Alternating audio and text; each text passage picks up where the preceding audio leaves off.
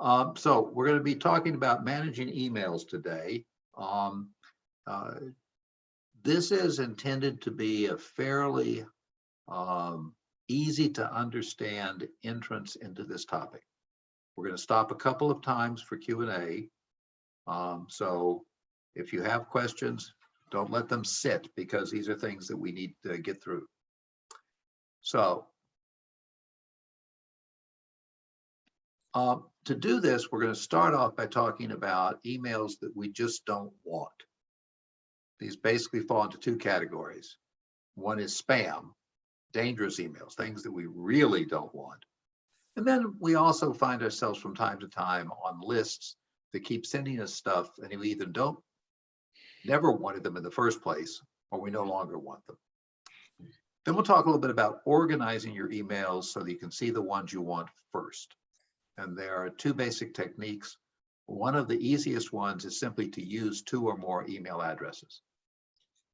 One that's a little more complicated but is very valuable is folders, filters, and flags, which are 3 completely different ways, but they work together to help you structure your emails so that they make more sense to you.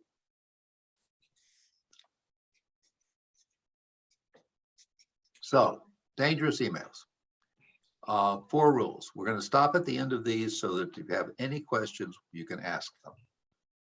If you get an email that looks like it might be spam, it probably is. Your first assumption when you get an email that looks funny is you assume it is dangerous until you are convinced it's not dangerous. Okay, now, a very natural tendency for me, I assume for most of us, is that you get curious about what that is. Where did it come from? Why did I get it? What's really going on here? Don't get curious. Your only curiosity, is there any reason whatsoever why it's not spam? Okay? You don't want to open it. You don't want to think about it. You don't want to reply to it. You just don't like it. Rule number 2, there's no government entity, no bank, no credit card company that will ever ask for your information by email. If you receive something that seems legitimate from an entity that you do business with, go to your browser and check the website for that entity. Sign on, check it without using any links in the email. Okay. If you don't regularly use your website and sign on that way, call them. Okay. I can get an email from Bank of America, supposedly, that says I have overdrawn my account, which is interesting because I don't have any accounts at Bank of America. I haven't for probably 40 years. Okay. On the other hand, if I got an email that said I've overdrawn my account at Wells Fargo, I do have a Wells Fargo account. Okay. But I'm not going to do anything with that email. I'm going to either pick up the phone or go down to the local office or go on the web. Do not ever reply to a government, bank, credit card, etc., unless you are absolutely unequivocally positive that it's real. It 99.9% of the time will not be. You have another situation that's come up and we have to deal with. You can receive an email that it appears to be from a regular correspondent and it sounds suspicious. It could be. Spammers know how to fake email addresses. And if they know an email address, they can send an email address, an email to a large number of people using a fake email address that looks familiar. So we're going to talk in a minute about how to recognize that. So rule 4, never click on a link or attachment unless you are 100% positive it's safe. Be particularly careful with things that sound like fun. I knew you'd love this photo of my kitten. Okay. Now, don't misunderstand me. My grandson has a new dog, and he sent me pictures of his dog in his apartment, and I'm going to open those pictures, of course. Okay. But I'm not going to send you an email that says, I know you'd love this photo of my kitten. Okay. Better not to see the kitten than to open an email you're not supposed to open. Okay. So before we go to how to recognize fake emails by looking at the way the actual address shows up, anybody have a question about identifying dangerous emails? If so, put it in the chat, or you can put it, or you can unmute and just ask it.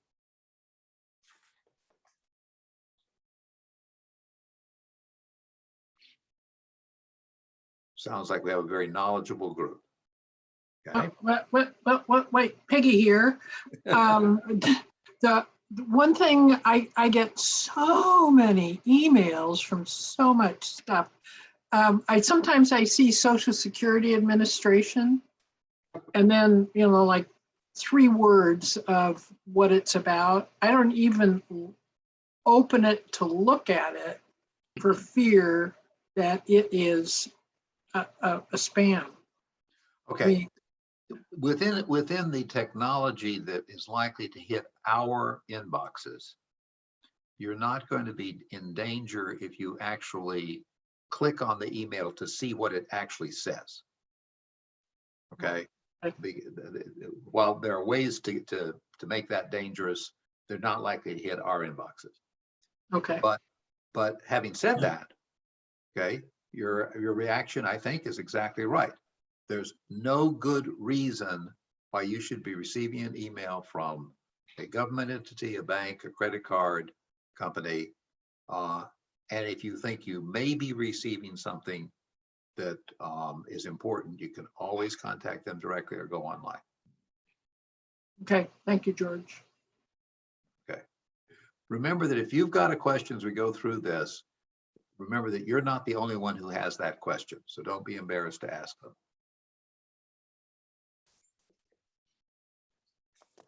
Okay, so one of the ways that you can tell something about an email is to hold your cursor over the name of who it's from. And now this is how it works in a PC. It works differently in in Apple, but the same principle works. You can focus on who it's from, okay, and by in a PC or in Gmail, this is Gmail.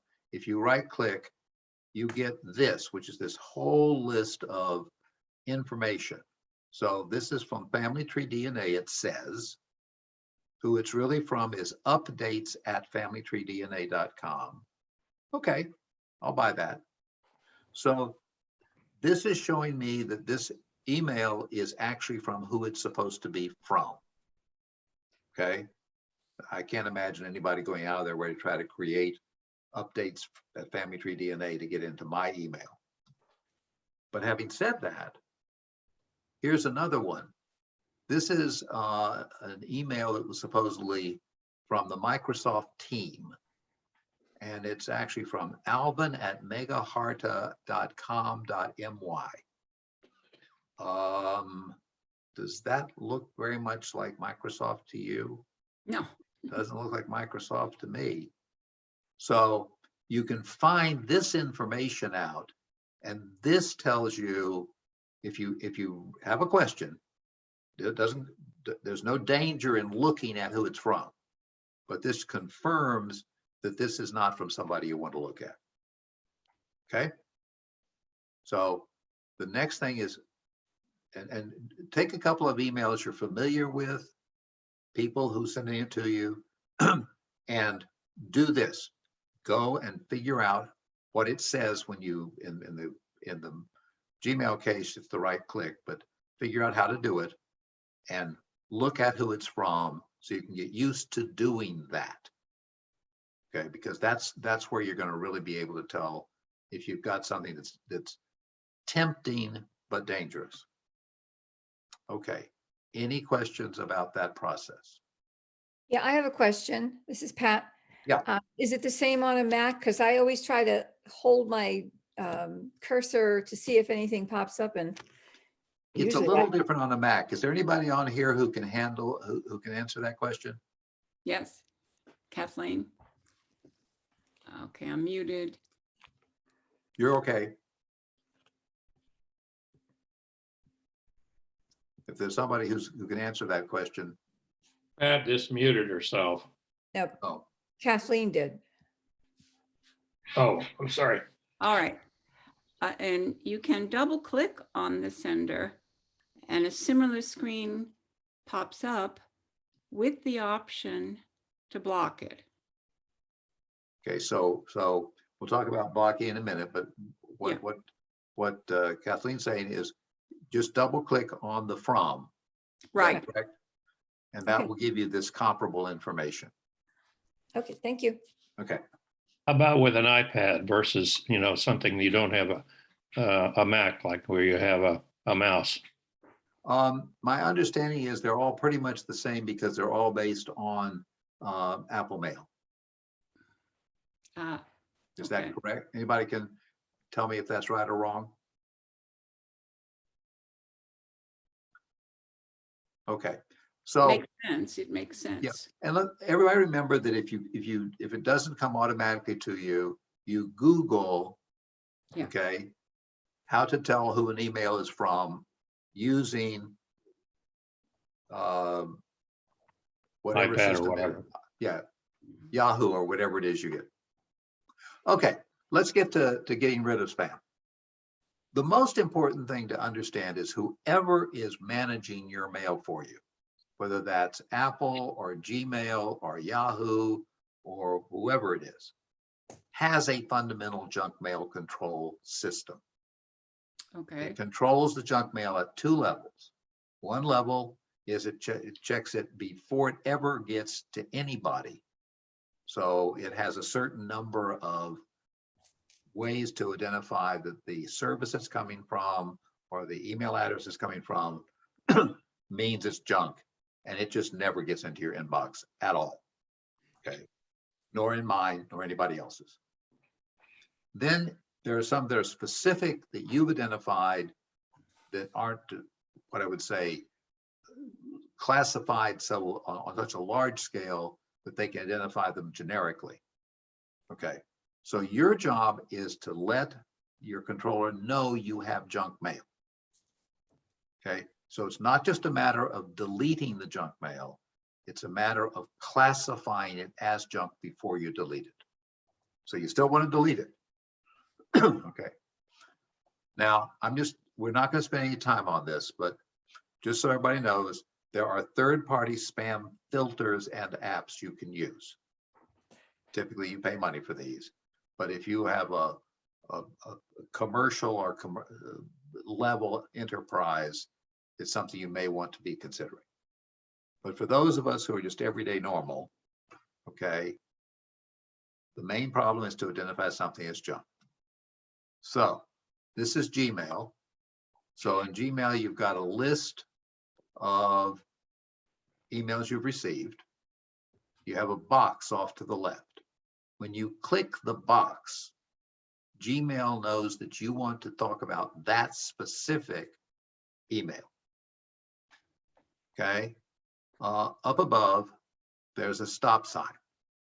You can't see it well from here, but it's basically a hexagonal sign. When you click on that, it says, report this as spam. You've now done your first job. You have now reported it as spam, so it goes into the massive Gmail computer system, okay? And probably if 30 people report it, it goes into their overall thing.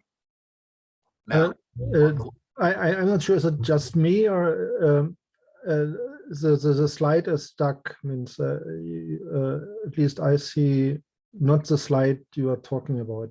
Yes, the same. Yes, same. Yeah. are we seeing a slide that has Gmail on the left-hand side? No. You are still showing no one from fake email address. It's stuck on the other email, George. Still on the first slide. We're on getting rid of spam. No. Oh. Apparently you have a spam in your slide. I don't know. Okay. What slide are we on? fake email. No one from a fake email address. is Okay. the title. All right, so do you now have one that says getting rid of spam? No, No, Okay, I'm gonna stop sharing and start it up again, just to see if I can figure that out. Okay.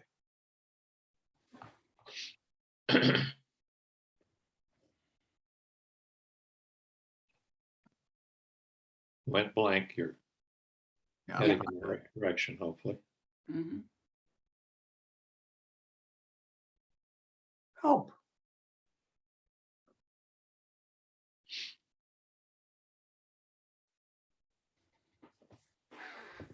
All right, we're gonna figure this out.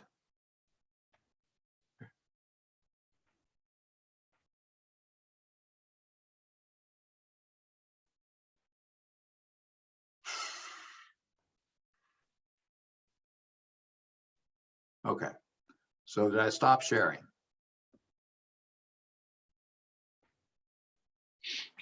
Have I stopped sharing? Can anybody hear me? Yes, Yes, yes. Hear Okay, you, but all I see is a blank screen and the message saying you are viewing George McKinney's screen. all right, well, let's try Yes. this one. Mhm. Yeah. All right, you should be sitting, getting rid of spam. Are you seeing that? No, Well, no. Oh.